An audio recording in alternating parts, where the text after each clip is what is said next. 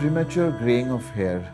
Yes, today you come across so many cases of small children of the age of 4 or 5 years or 8 or 9 years as well.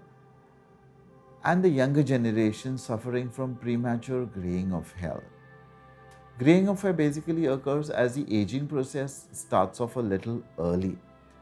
And if the person consumes a lot of food which is acid based, so acidic food which is causing an increase in the pitta of the body causes a lot of graying of hair.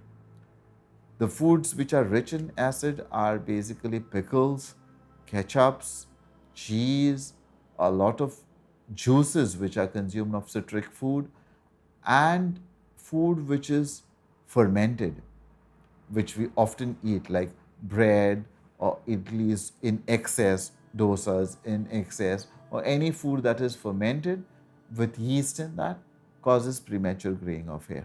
Also, consumption of a lot of alcohol during the young age causes premature graying of hair. The only way to prevent it is by neutralizing your food or having alkaline food a little more, eating a lot of healthy food rather than junk food, applying a lot of oil to your hair, and the last one is the remedy that I would recommend is amla.